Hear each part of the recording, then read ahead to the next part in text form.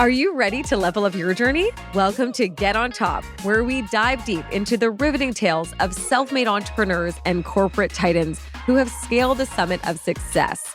Get ready for a roller coaster of insights, inspiration, and a roadmap to elevate both your mindset and your life.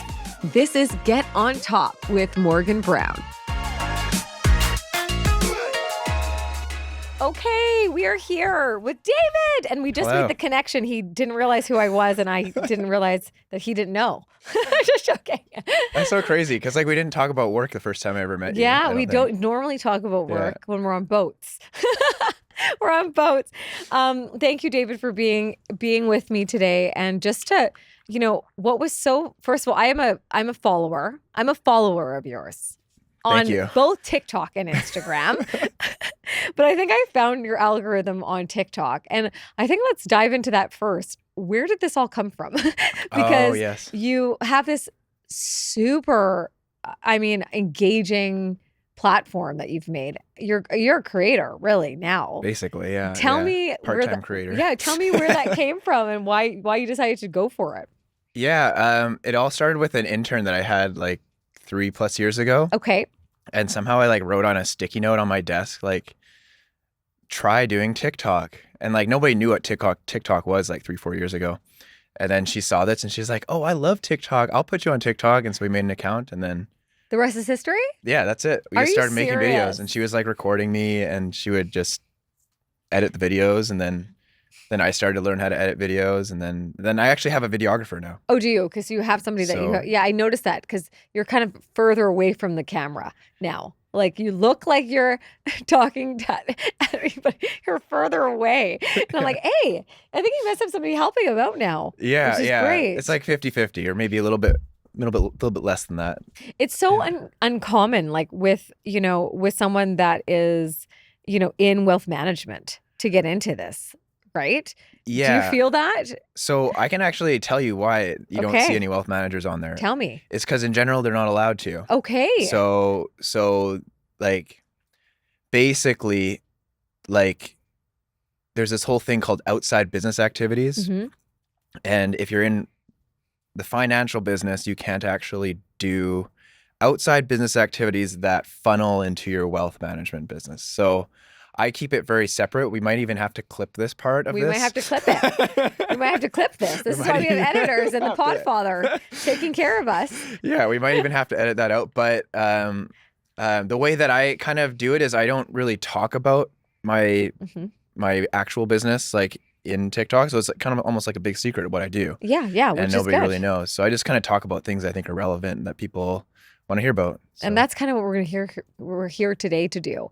And I think one of the things with being that creator and putting yourself out with there was why, first of all, it's very easy to create. Not easy to create, but I guess create your day-to-days and basic general.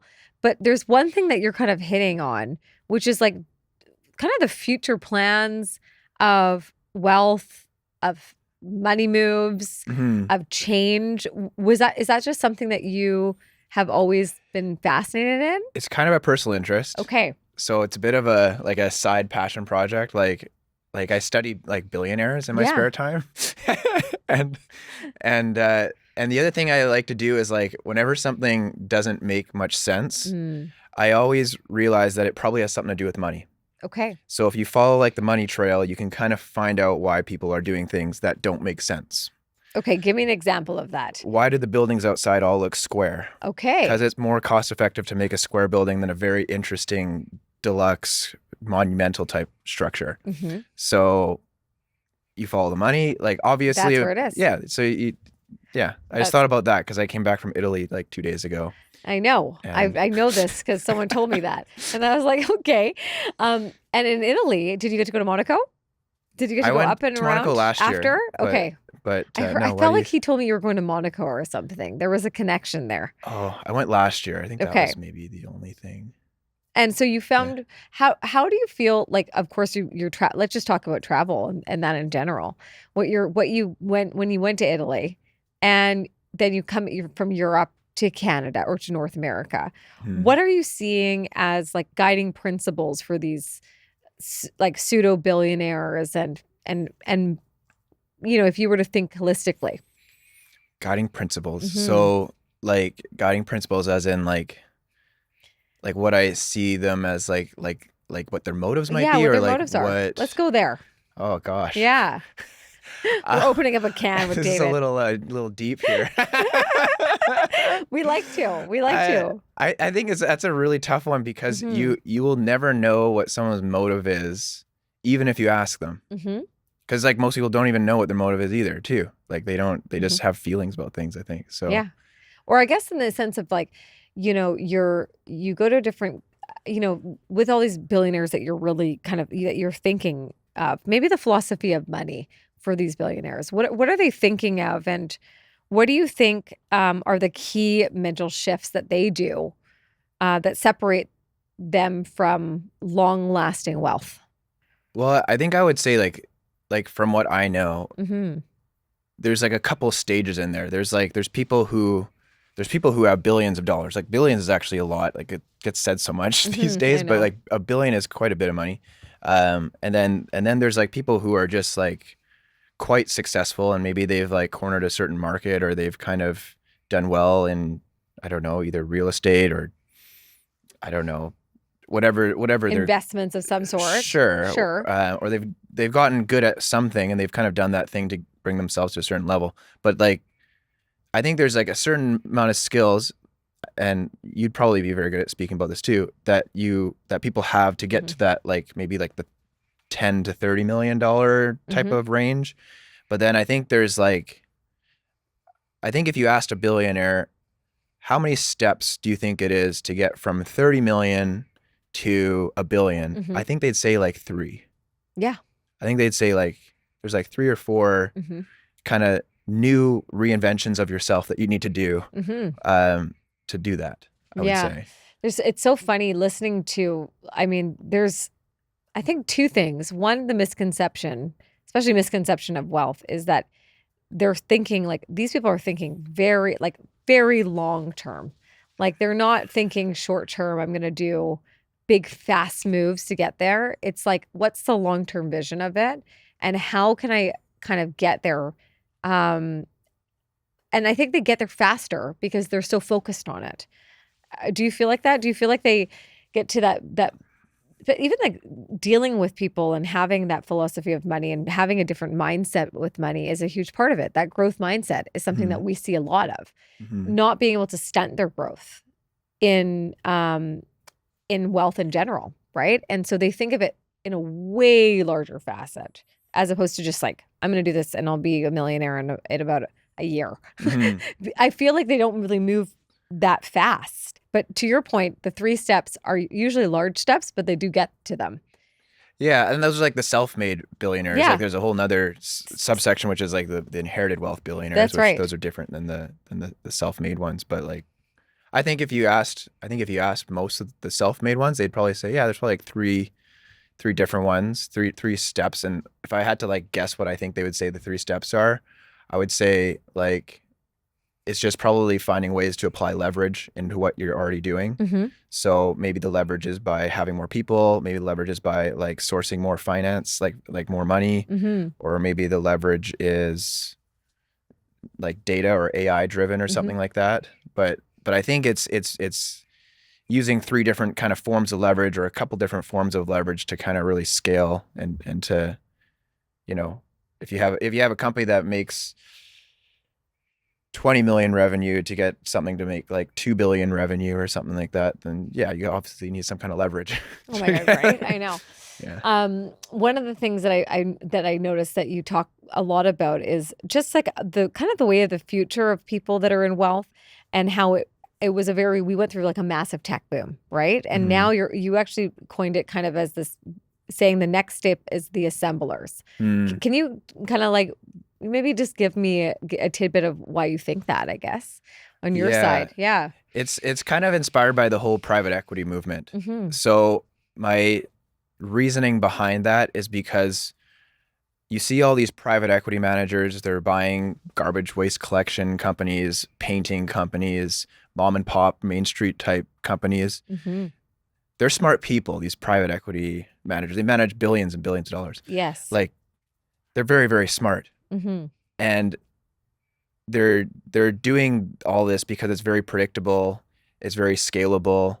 Um, you can consolidate and wrap up companies together, and so they're doing this because it's a very good business right now to be doing something like that, and it's very sought after by the public. Like the public has this appetite for it, and there's just more and more money being thrown at this area in the private equity space. Definitely.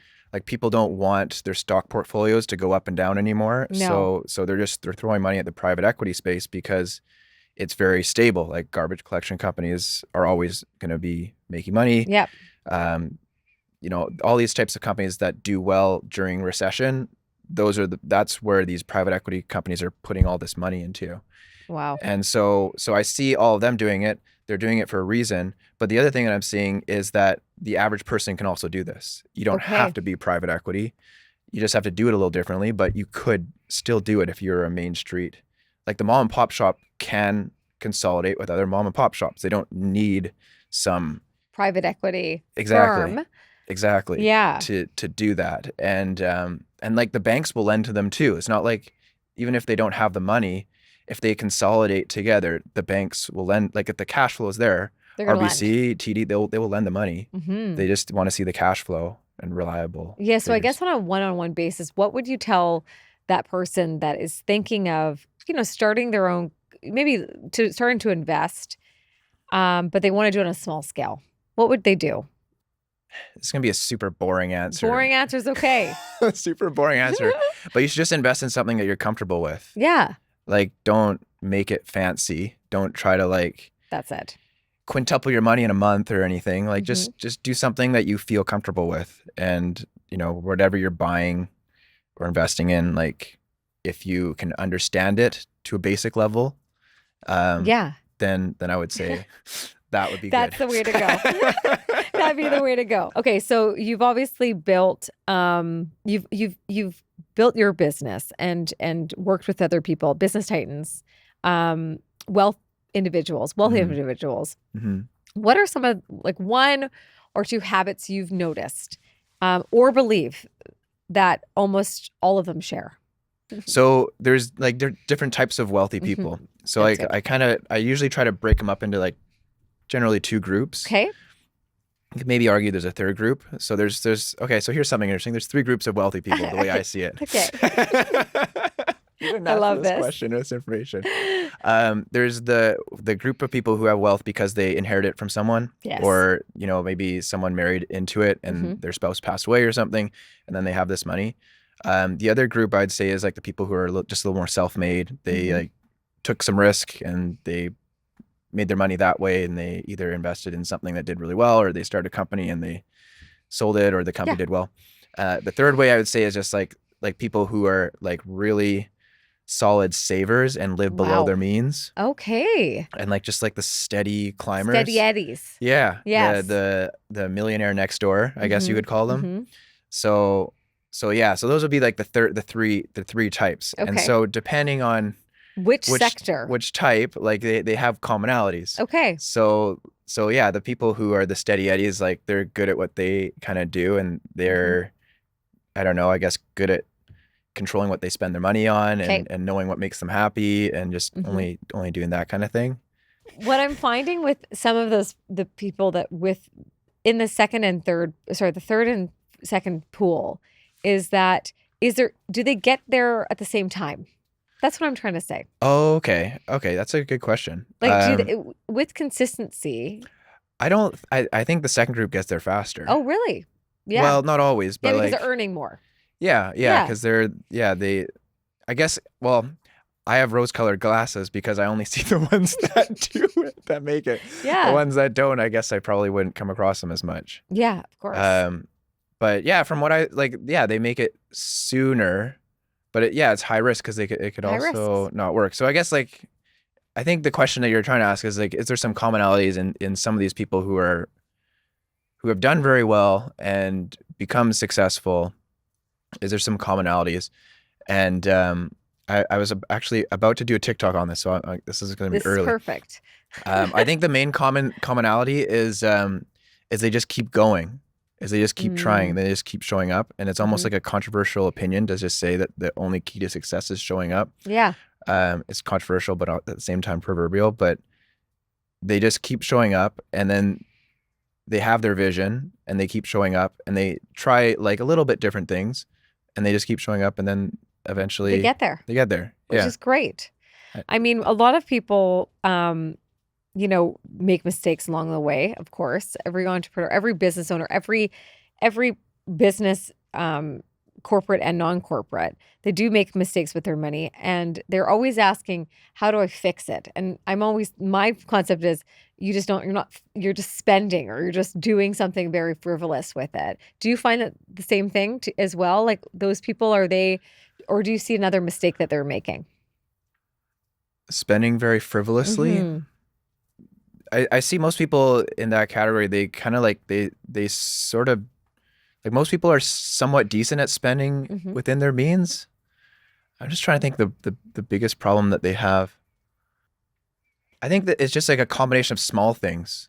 Okay. So so for instance, like maybe they have a bunch of money that they meant to invest, and Okay. then it sits for 6 months or a year, and Mm-hmm. then they like don't have it invested, and then you combine that with like maybe they had some extra money and they paid down a mortgage, which Right. was like 2% interest, and then the markets did like 24 or 40% that year.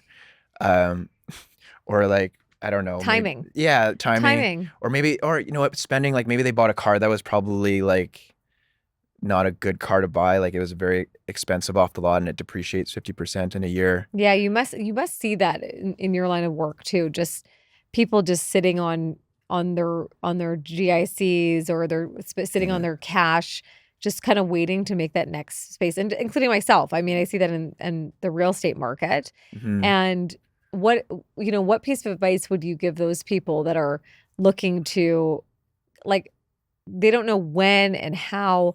I'm a true believer that in people like yourself, or that's when you kind of start separating yourself, getting the advice. What would you give them? What advice would you see or give to them?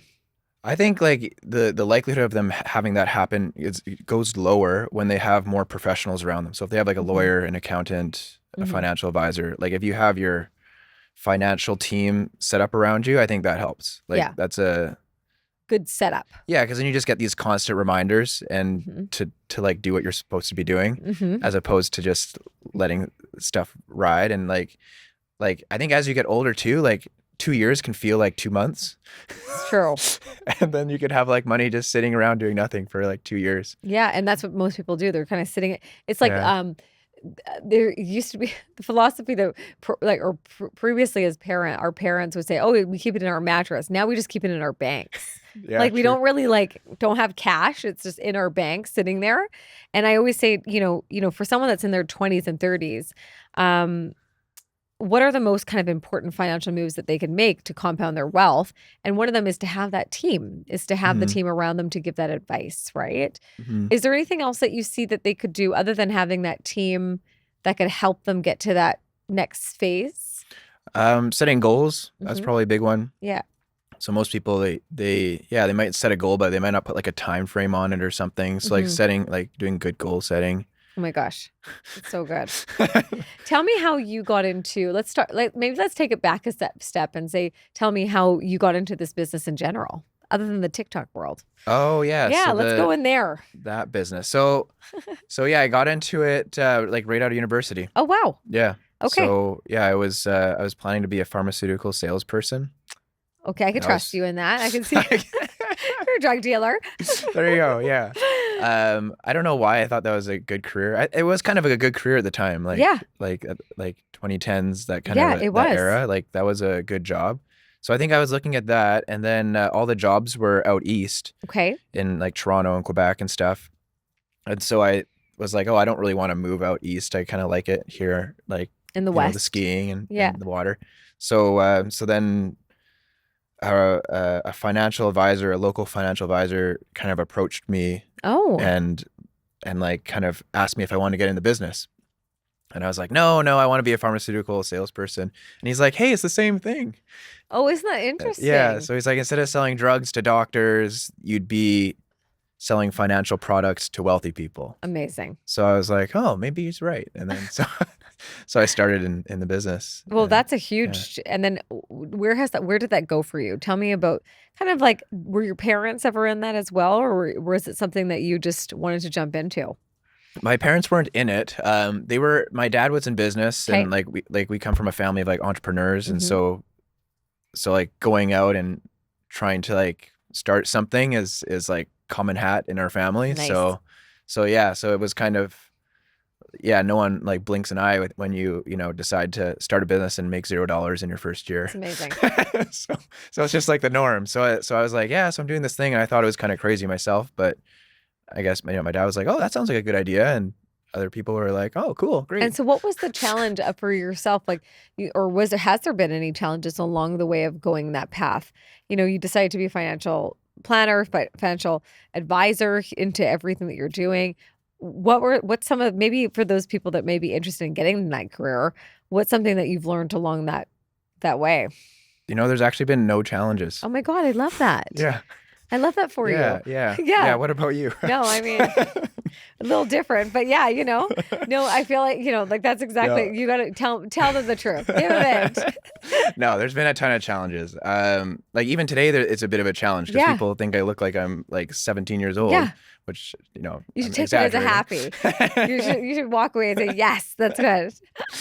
But I think it's like the biggest one is like when you start out in business and you're Mhm. young, like people think that you don't know anything or you're too young to do it. And so Mhm. that was probably the biggest one, is getting people to like trust you That's amazing. I early mean, early on. did you ever have mentors kind of throughout this phase of your business? Like, did you have a mentor that kind of shaped you in a big way, or do you recommend that? Oh yeah, you have Yeah, to. Yeah. So there's like, I probably have had like a dozen mentors along the amazing. way. And yeah, you need mentors. You need mentors for everything. Like like it's important to have like different ones. So like sometimes you just need a mentor to like help you with like, I don't know, like politics, like Hmm. office politics. Like I was Yeah, always bad at that. Like I just kind of said what I was thinking. yeah, And it's so like, true. what do you think of this event? You know, it wasn't the greatest. And I would just kind of give honest feedback. And so, you know, like you shouldn't always be honest, I guess, in those cases. Oh, Has it's has good. it helped you though? Like, because I think as a financial advisor and planner, I think you kind of need to be honest, and you need to be. How much of that is like formulated, or is it some of it instinctual for So you? I've learned to be political through empathy. So Okay. so if there's an event that wasn't good, you say it was good, Hmm. but then you say like how it could be better or something Right. like that. So Right. you just kind of change your positioning on it a little bit. So you're still honest, you're still like giving the feedback that you wanted to give, but you're packaging it in a way that people can, Digest it. yeah. Digest it, which is important. So you started into the business. Where did now? Obviously, was it a slow start? Was it like a fast start? Did you have someone's book? What? How did it work for you? Yeah, the first year was really bad. Okay. I think I made less than 20 grand. Okay. So that was really bad. Normal. Um, Just joking. second year it got slightly better, but it was still not great. It was still pretty bad. Great. And then third year was okay. I think I made six figures in my third year. Great. So, So what was the big yeah, difference of that year, you think? I think the magic in that year was what I put into it in the second year. So the Mhm. first year I didn't really go in with a plan. I just kind of was like, let's just try a bunch of things. And Mhm. then the second year I was like, okay, no, I need to market myself every single week and have like at least 5 to 10 new people that I'm in contact with about like doing this business with them, Mhm. so that I have people to talk to. So I have to like go out and like meet 5 or 10 people every single week somehow. Okay. So then I made sure I was doing something, like whether it was going to a charity event or running my own Mhm. thing, or I would sell hot dogs in front of Canadian Oh Tire. my gosh, wow. And That's a good like, idea. yeah, and I would raise money for their charity, and then I'd also be giving away like an Apple Watch at the end of the summer. So yeah, people go. People love it for Apple. Yeah, people loved their Apple Watches back Yeah. then. It was a new thing, and so they put their name in for a free Apple Watch, and then So your prospecting was so grassroots, like you were out there. it was super grassroots. Yeah, Yeah. so it was that. I would sponsor golf tournaments, and like I would get people to like chip marshmallows into like a little bucket. Little bucket. But you got some time with them, right? Yeah, And yeah, obviously they became really great clients of yourself, like throughout that. What would you tell somebody that was in that space right now and they're feeling like, okay, we're a little discouraged. The market's a specific way right now. What Mhm. would you tell them? Well, I think they have to do the same thing, but there's more avenues today, or Okay. different avenues. Yeah. Like maybe it's going online and making videos or something, or Mhm. outreaching to people through social media. But like you have to get those contacts in. Mhm. Like you have to meet people that you didn't know before, No. and you do that by outreach events. General prospecting spaces, right? Exactly. Yeah, and like there was a guy. Connecting. What's that? Connecting with people. Connecting. Yeah, Yeah. connecting with people. There was a guy who was in the financial advising business, and he was very successful, and he had this I don't know, way of getting clients where he would talk to every person that he met. Like if he was on an escalator, or I don't know, waiting in line at Starbucks, he would talk to every single person that he met, Wow. and he would say to them, he'd kind of ask them how they're doing, like make a little bit of small talk, Okay. and then somehow he would ask the question, does anyone help you with your finances? Out of nowhere. So he Yeah. spoke. He talked. He was really just very forward with it. That's what he would do, and I think that would still work today. Yeah, it will. Of course, you just, again, it's that connecting, Yeah. right? Prospecting is very basic. It's like a human nature, actually. It's like just Mhm. connecting with someone on an emotional level, and not making it so heavy about what you're doing and what you as a person can help them with, and more about where are they at in their life and how can I make sure that they feel like they're being seen here, right? Mhm. And I think that that's a huge part of prospecting in general, and getting that client base to kind of help you Mhm. prospect, which is amazing. So you started that, you started to kind of build up your book. And then how has it been in the last 5 years for yourself, in the sense of seeing what the market's doing? There's so much different things that people can really invest in, whether that's crypto and all the different avenues. Are you seeing that's changing really quickly right now, or is it still the basics of financial planning? No, things are changing so quick right Mhm. now. So quick. I mean, at the same time, I think the basics are always important, but things are changing very quickly. Like, yeah, like we might not be using the Canadian dollar in like 5 years, Mhm. which is crazy to think. Like it might be a different currency. Mhm. And like you don't quite know like how that will shake out, Right. but like we could very well have a digital currency sponsored by RBC Bank, Yes. backed by data, like basically like a blockchain type technology, and like stores might say, we accept Visa, MasterCard, Canadian crypto. And like there Right. could be that like a new payment processing thing. And so it'll probably start like that, actually. Yeah. It's my thought. Is that your thought? Yeah. I think it'll start like that, because they can't just get rid of everything and say, here's the new thing you use. No one will accept that. No. So they would say, here's this new thing that you should use. And then, that they'll have a little logo for it, and they'll say, yeah, we accept Canada Pay or whatever they want to call it. But Yeah, you'll start to see online purchases. Yeah. You start to use a different way. yeah, and I think it'll be probably backed by the government. They'll be able to see all their transactions. And yeah, that's probably going to come very soon. I think that'll come within 5 years. You think it's so? Hey, that's a good prediction. I think so. 5, maybe 10. Yeah.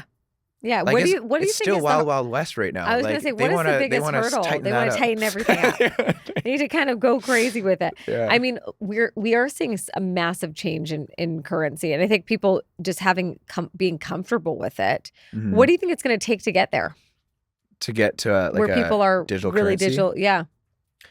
It'll probably never fully get, well, maybe in 100 years, but like Mhm. it'll probably never fully get there, because like you can kind of like, probably maybe a good analogy, I'm just thinking up, Mhm. it's on the spot, so it might not actually work out so well, is like the car industry. So like Mhm. we have electric cars. Like they're like 10 years ago, I think people thought like all the cars would be electric today. Right. Some people. Yeah. And then there's people 10 years ago who thought none of the cars would be electric. Mm-hmm. And then now I think it's 7% of all cars made Yes, are less than electric. 10%. Yeah, it's less than 10%. And there's some people out there who will probably never use an electric car. No. And they're like 40 today, they'll probably live to 90. So there's a 50-year. And then there's some 20-year-olds today whose father would never drive one, so then they will never drive one. So then they're living to 100. So that's 80 years for them. That's amazing. So there's probably a math equation you can make to figure out, you know, what the uses of cars will be, like electric cars. Yeah. I feel like people have to get to a place where not only are like, I think there's going to be a massive change of leadership and them all like saying we're all going to go towards this, and then everyone just buying into it, but it will take some time. Yeah. Actually, another prediction I would make is if there is a digital currency, which I think there will be, I think the biggest adopter like around the globe would probably be Canada. Yeah, I think so too. Why do you think that? Oh, now we're going to get political. Yeah, we're going to get in there. But that's my guess. Yeah. Well, you know, you specialize kind of in that U.S. Canada trading, right? I guess in the planning side of it. What are some like top pitfalls that you're seeing people don't realize when navigating that wealth across the borders? Yeah, I could talk about that. So it seems like it's a rare thing, but there's more of them like every day. It seems like there's more. I don't know, maybe like I'm biased to it, obviously, because I see more of it. But yeah, there's a lot of people who have one of their parents are from the U.S. or something, or they have U.S. Roots. I think what a lot of people don't realize is if you're American, are you American? No. If you're American, they tax you on your worldwide income. So no matter where you live in the world, you cannot escape the tax system in the U.S. Yes. So yeah, people talk about how great it is to live in the U.S. and it is a great free trade, all that kind of stuff, type of country. But the citizenship, yeah, you'll get taxed. Yeah, Florida has a 0% tax or something close to that, but you can move anywhere in the world and they'll still tax you at that. Whereas we can move to Portugal, that's right, make foreign dividends and pay no tax, and because we're Canadian. Yeah. So I think that's kind of the one thing people don't realize is there's that. And then if you are like a U.S. Canadian citizen, I think another common downfall is people mistakenly make their finances too complex. That's so true. So you can't do that when you're an American living in Canada. You have to keep things very simple. You can do that, but it'll be to your detriment because you'll pay a lot of money to accounting fees. A lot of strategies you might try to do just won't work. No. So like it doesn't even really make sense to own a company in Canada if you're an American citizen. Yeah. Because like aside from legal reasons, like tax wise, it doesn't actually do anything. No. Yeah. What about the other way? You know, business owners going down to the States, do they have a better tax relief being Canadian but operating an American company? It doesn't really well, does it not change? I guess if they move to a lower tax state and they're no longer a resident of Canada, then they're paying tax in the state in the country that they're in. Okay. Like anywhere. Florida, let's just say it's Florida. Sure, yeah, 0. Like Florida. But yeah, if a Canadian moved to anywhere in the world, then they pay tax in the place that they moved to. Not here. There's kind of this pseudo exit tax. So when you leave Canada, you have to sort of like pretend like you have sold everything you own. And then so there's this deemed disposition on all of your assets that you have in Canada. So if you have like 5 rental properties, it's as if you sold those 5 rental properties right before you moved, and you got to pay the tax bill on all those. Wow. Okay. Yeah, so that's a huge difference. Yeah. So yeah, if you're gonna move away from Canada, there's like you probably want to do like 3-4 years of planning first to make sure that you don't get any like adverse stuff, because you could have your stuff owned by like a trust. Okay. Yeah. And then you move, but the trust stays here. Yeah. And so then that's like a strategy. That's a good strategy for it. Yeah, there's much more to it than just that. But by premise, yeah, that's. But I think a lot of people are wanting to kind of live abroad, right? A lot of people right now are thinking, okay, I'm living in Vancouver, Canada, or whatever it may be, and then they want to move to Spain or Portugal or, and move away. And I think having a planner to kind of help navigate that and Mm-hmm. create that strategy for you is Mm-hmm. the first step from what I'm hearing too. Mm-hmm. And like figuring out what the best call is. My sister, she's in the States, and I'm always like amazed at such a different policy there, right? And Mm-hmm. she's in California, so it's different in general. Mm-hmm. But there's so many alternatives that you can do as long as you have the right people kind of next to you. Yeah. Yeah, it's really helpful to have people like that, and then people who've seen many other people try to do what you're trying to Hmm. do. So like Hmm. we had, oh, I can't really talk about this. Hmm. I have a let's just say I have a friend. Yes. So I have a friend who is going to move to the Netherlands. Okay. They're wealthy people. They're going to move to Netherlands.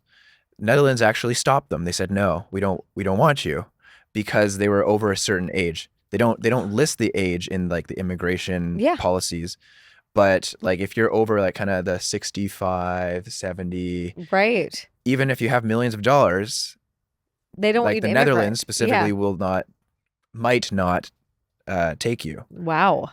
because I guess you could be a burden on the health system or something. Which is a very true fact. I feel like Yeah. that's what a lot of people do. They wait too late. They wait until like the end of their lives. And I'm like, you guys go now. Go now. This is it. I mean, tax and business strategy, which is we have a lot of business owners that do listen to the podcast. And I mean, they are always, I think, triggered by tax planning, tax strategy, planning in general. Um, what do you think, working with business owners, Mm. what could change the trajectory of them kind of trajectory of their own business and their planning behind it? Um, I think I would just say, I think they just need to focus on growing their business Hmm. because that's what they're good at. And then they need to find someone who can help with the tax planning and be like very communicative with them and let them know what their plans are with the business, because depending on what their plans are, you may want to structure the company differently. So, um, like you might not even need a hold co. Like No, depending on what you're trying to do, you might not even need a holding company, right. and it's like an added complexity. It's an added expense. You know, so you might not even need a hold co. Or conversely, someone might have a company and think they don't need a hold co, and then it turns out, oh no, you should have a hold co and you should have a trust because you have a disabled child and you can split income with them, because there's this rule that states that if you have a disabled child, then you can split The a certain income. amount of income with them even though they're below the 18 kitty tax age. Yeah. So like there's like, So many different routes. yeah, there's all these routes that you can sort of structure in, but yeah, if you don't have the team, then you can't do it. And if you don't talk to your team, then you can't do it. You That's a can't good do the piece of things. advice. Talk to your team, which is, I think, yeah, a lot of business owners, they don't really want to take those next steps of letting people in. And then they're Mm, like, okay, but then they'll get to a true. point where hopefully they're mindful of the future of their business.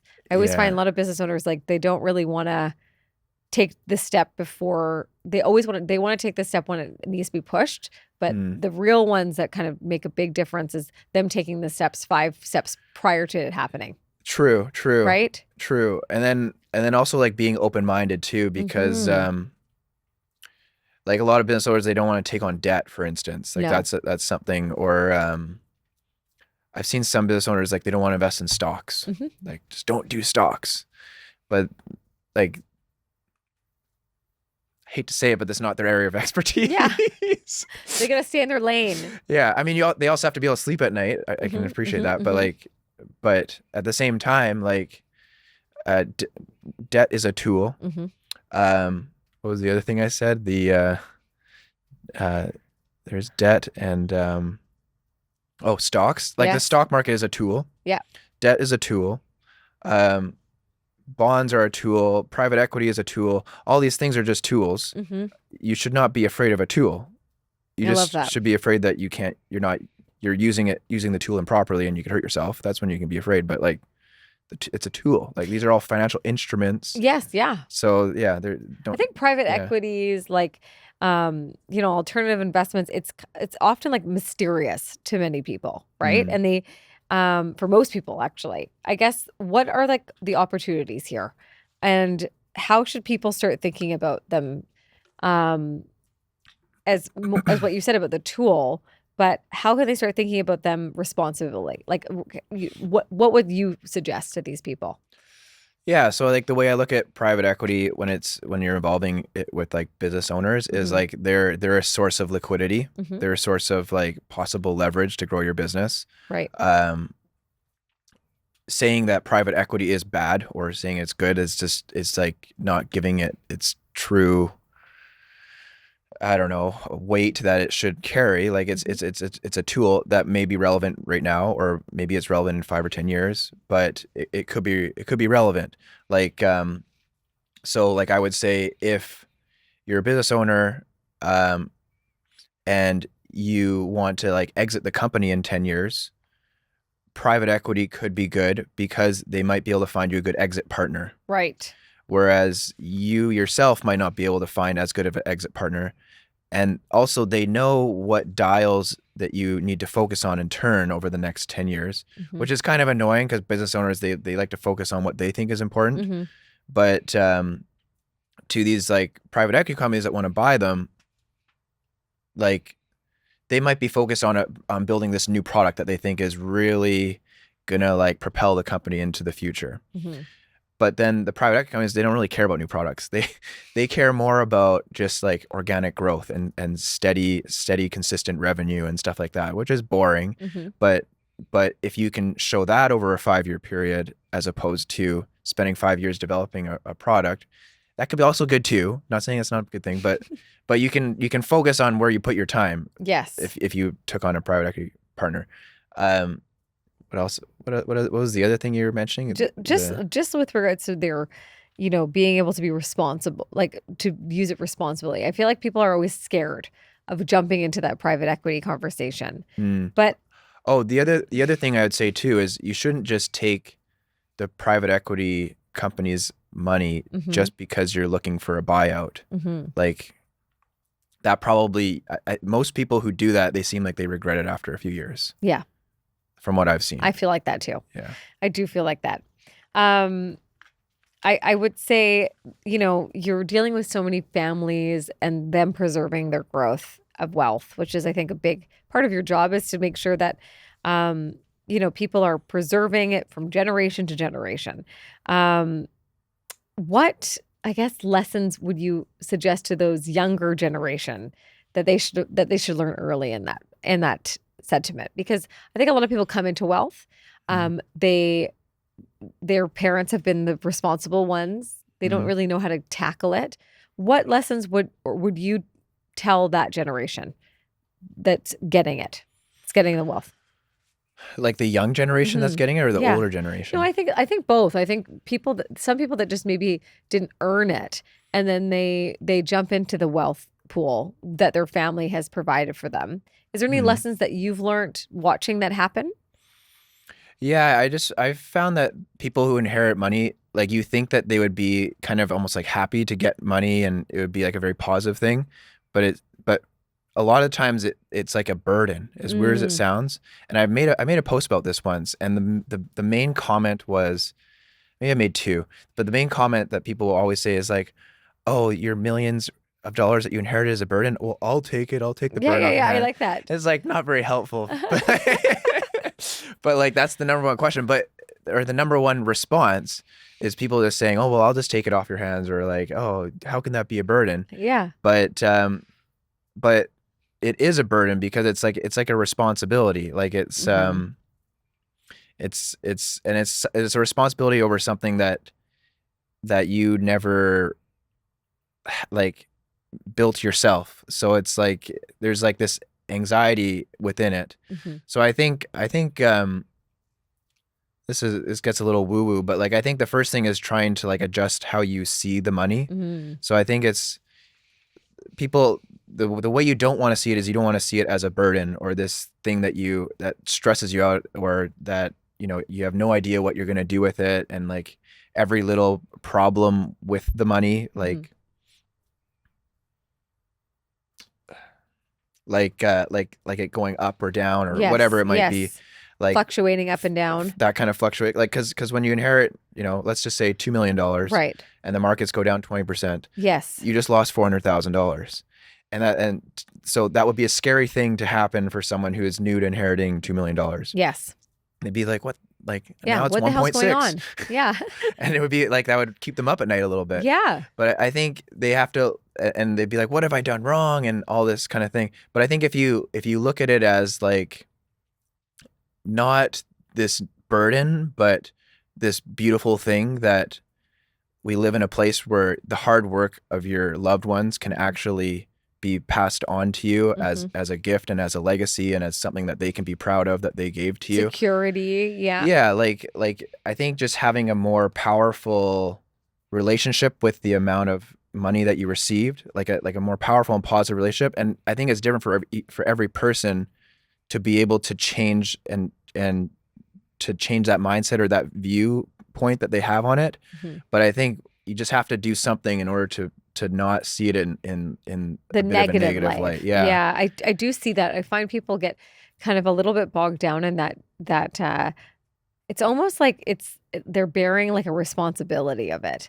And then they kind of like take it, but I'm like, this is a blessing. Your guys are getting such a, such an incredible amount of security with it. But it's actually what, to your point, seeing it and making sure that you're really being able to exercise that and keep it as have people around you to have tools around you to keep that consistently growing for you and your Mm, family, which is yeah. important.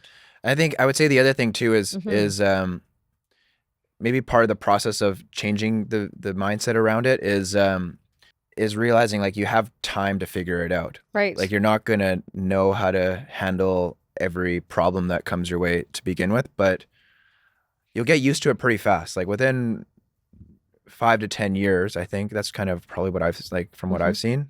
People you get more of a handle on it and it'll be more comfortable in 5 or 10 years. But like it's not gonna be comfortable in a month or No, 2 months or 2 years even probably. that's a really good piece of advice. Yeah, just don't think it's going to happen right away for you. You got to stick with it. I find it so fascinating that like there's an incredible amount of, you know, um, emerging trends and with wealth. And, I mean, I feel like and business.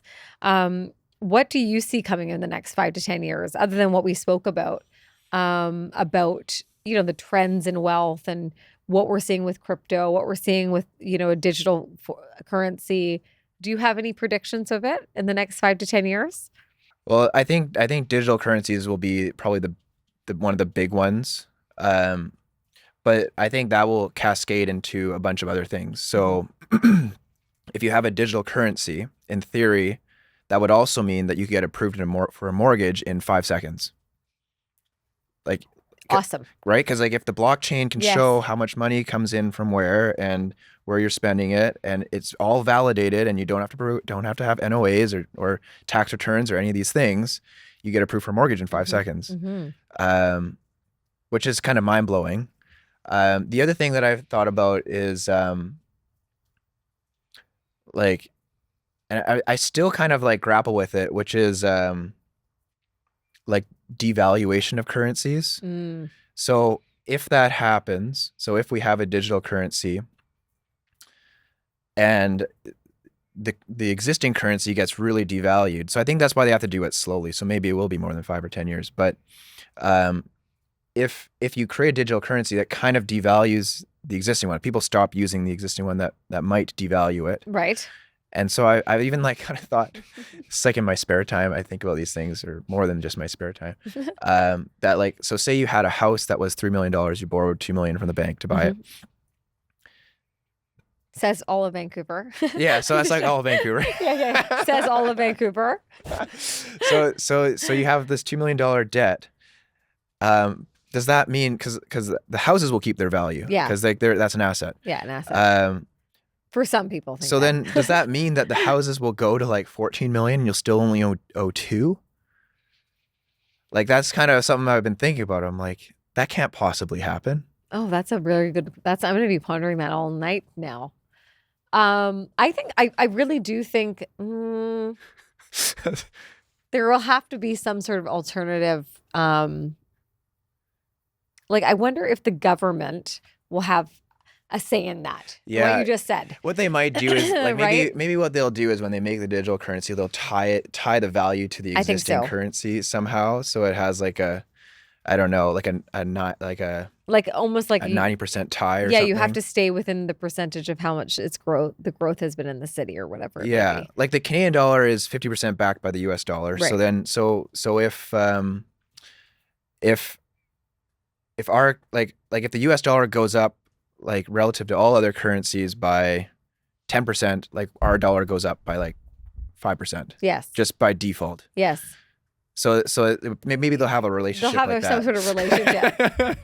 I want to So- I feel like it's you're right though. I feel like that there's going to be a lot of change in that space, and I think what are some thing as for people that are just getting into wealth building and they're just getting into that space of starting a new family, or they just started their careers. What could they be doing right now that could protect them and to help them build their wealth? this is going to be said before many times by many other people. They just have to start saving. Yeah. And whatever you need to do, like if you need to start budgeting, or instead of taking 2 trips a year, you take 1 trip or something. But yeah, if you reduce what you're spending and you can save a little bit, that's step 1. And then making sure it's invested in something that will actually grow. Okay. Great. I can't talk too much about that, but yeah. I want to take it back to that creator content that you do, because I find that just so fascinating. When did you start it? What year was it? When did you start the kind of 2022? Okay, so like really recent. Pretty recent, like, yeah. Oh my gosh, yeah. Yeah, and it's only started to take off maybe in the last year or so. Okay, so this is where I would love for you to give piece of advice for people that are, like they're in maybe a different career, and they're maybe, let's just say they own a car dealership, but then they have a passion for detailing. I have no idea. What would you like, and they're trying to get their message out there. What are some tips that you could give the audience about how to build that audience? Oh, social media audience. I feel like I'm not that qualified to talk about this. Like you can do it though, because it's proven result, and that's a big part of it. You've really gotten on top of that in a Canadian content way. What would be like? Of course, one thing I've noticed with you is you're very consistent. So with that, other than that, what about capturing that audience in a big way? I think so I said this to somebody, I can't remember who it was, but I said this to somebody recently. If you are an industry expert at something and you go online and you talk about it, no one will listen to you. That's the truth. It will not go viral. No. That's what I'll say. It will not go viral. But if you just learned something and it's something having to do with what a veteran would know, but you just learned it and you're excited about it and you're excited to share it and you talk about it online, that will go viral. That is so interesting. Yeah. So why do you think that? Why do you think it's not what is it a humbleness that needs to be shown? No, I think it's an excitement thing. Okay. So if you're really excited about it, people want to hear like what you kind of have to say. And then I think the other thing is you don't. So you're not preaching. So you're not preaching. You're not preaching. You're like, oh my gosh, I just learned this thing, or can you believe it? Like I just like there's a bit of an excitement thing factor to it, so people watch it. And then the other part about it is that you don't truly explain it that well. Oh my gosh, that is so funny. That is so funny because it's so true. It's like, but people take down their content because they feel like they didn't explain it that well. So they kind of are like, we don't really want to throw something up. Do you know what I mean? Like they're scared that they're not giving it its all. But to your point, it's better to just put it up and let people make their own thoughts about it. Oh yeah. Let everyone nibble away at it, because like people are gonna comment on it, and then that's the next part is the comments is what makes a video go viral, not the video. Yeah, the comments, because I've posted like the exact same video. I know the platforms are different, but I posted the exact same video on Instagram and on TikTok. Okay. And sometimes they go way better on Instagram, and they go okay on TikTok, and then sometimes they go way better on TikTok and they do okay or horrible on Instagram. Oh my gosh. And I think the one of the biggest ones is the comment section. It's true. because people will go through the comments, and if there's a bunch of like really funny comments or like things like people have said, then that keeps people watching the video, and then that's like the main It's the engagement. the engagement, Yes. but then the engagement breeds the factor of watching to the end of the video, and so that's the main. Hmm. Any platform, you want everybody to watch the end of the video. That's what every platform wants the viewers to do. The more time on the screen. Oh my gosh. So yeah, if you can get people to watch to the end, then that's Did you just get a fascination on it and then just learn all about it? Is that what you do? Are you, yeah, kind of. I mean, are you, you can't help but look at it. Like you look at the insights, hmm and so like I always try to get it so at 8 seconds. I still have like 50 to 60% of people watching. okay. That's like my goal. That's your goal. That's my goal. It's just Yeah. like it's just like your money mindset. Like these goals, the ways that you're kind of like keeping track of things.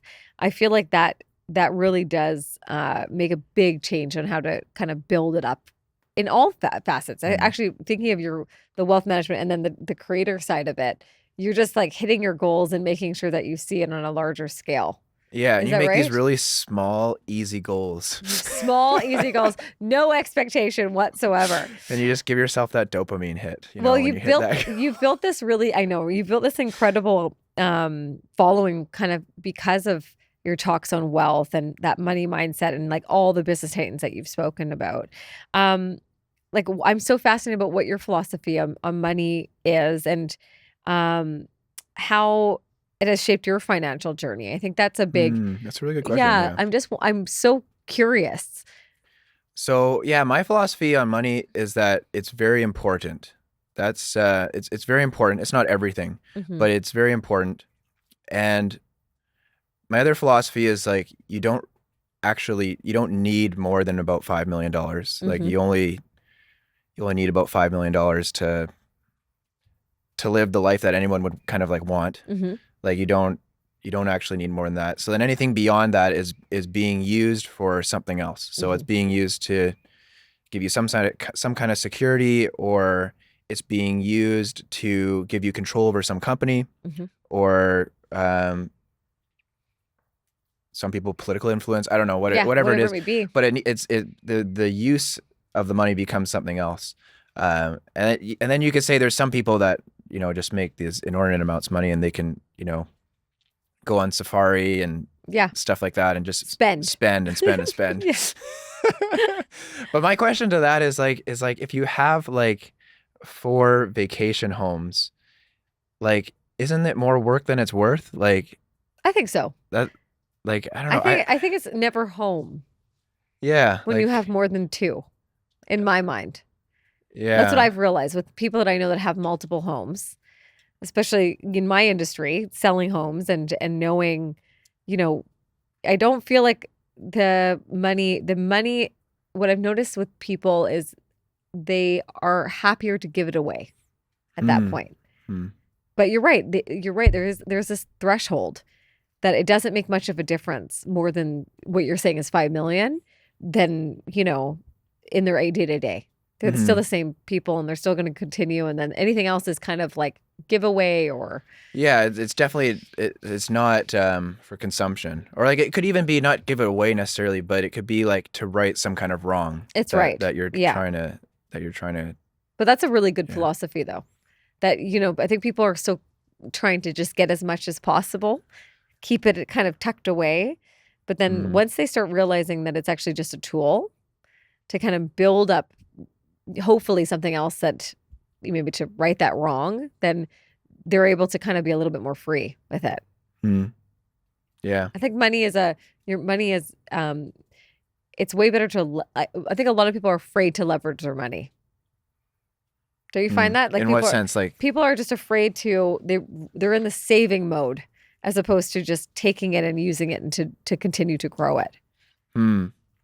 Where the wealthy gap, it's the opposite. It's like they really consider it as something that they have to leverage over and over and over again to keep on growing, which is interesting.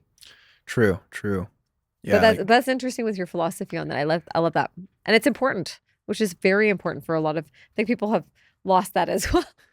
Yeah, it's true. A lot of people don't put any don't. importance in money. They don't. Yeah. And I think that's so amazing, and I feel like you've done such an incredible job with on both sides. And I'm so thankful that you came in today. I love that we made that connection. I'd love to do a lightning Yeah, round that's with you, hilarious. David. I have to do a lightning A round with you. lightning round. Okay, so tell me what's one thing you start your day out with. Oh God.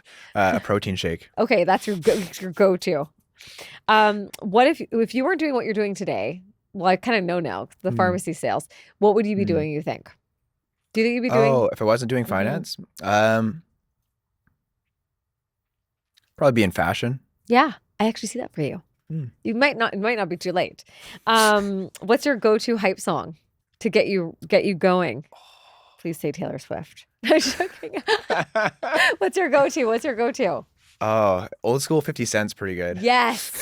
In the club. In the club. That's my I'm right there. Okay, and what's your guilty pleasure? What makes you happy?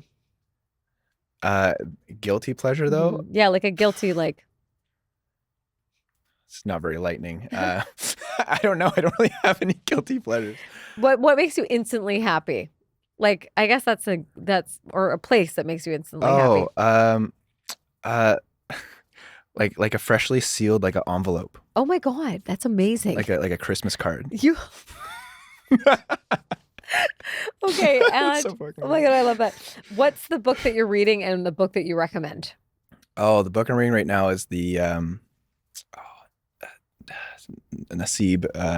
Oh gosh, forget it. It's on Audible. What's the recommendation too? Um, it's definitely the book that Anti-Fragile. Oh, okay. By By Nassim. Nassim Taleb. Yeah. Yeah. Great book.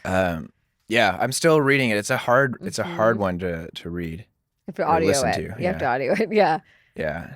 And it's like you have to listen to it the whole thing at once. You can't just break it up. Like a lot of audiobooks. You can do Oh, that's that. kind of what I've been doing with. That's why it's taking me It's been so hard. long. It's hard. Yeah. I think you got to sit down and read that one. Yeah. Yeah, I would say so. That's going. The one I really like is "Let My People Go Fishing." Oh, I like No, that. Yeah. surfing. Surfing. Surfing. Yeah. Yeah, by the Patagonia founder, mhm. He's amazing. Yvonne Yeah. I don't know what his last. Chenard. Okay. Yeah. Okay, that's great. Finish a sentence. To get on top, you have to. Get out from the bottom. I like get up from the bottom. Build it. Sure. That's a good one. Thank you so much, David, for being here.